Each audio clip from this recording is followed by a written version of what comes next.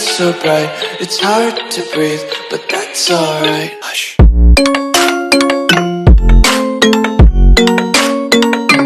Okay, good afternoon mga suki, mga kuya, mga ate ko dyan. Okay, for this content mga suki, today is February 9, 2023. Okay, we will be featuring to you our sold unit, no? Purchased through PHILGEPS acquisition from Barangay Campo City, Municipality of Minglanilla. Thanks a lot sir sa inyong pagsalig for purchasing one unit dump truck or garbage truck din sa Asia Japan Surplus Cebu branch.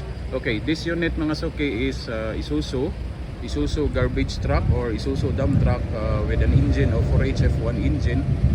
So purchase ni siya under the PHILGEPS acquisition, no, sa government purchase. So thanks a lot sa Barangay Campo City, Municipality of Minglanilla. So okay, this unit mga suki sa Isuzu Elf mini dump. So has a capacity of 3 cubic meter, 4HF1 engine. So 5 holes, brake drum, and a camel type chassis, as you can see mga suki, no? Camel type chassis and a very good chassis condition mga suki.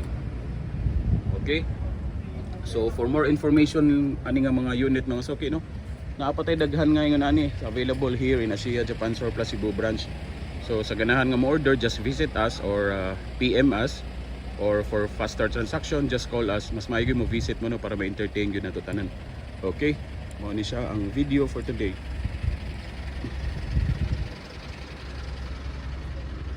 Okay, let's take a look at inside, no, unsay na ay diri.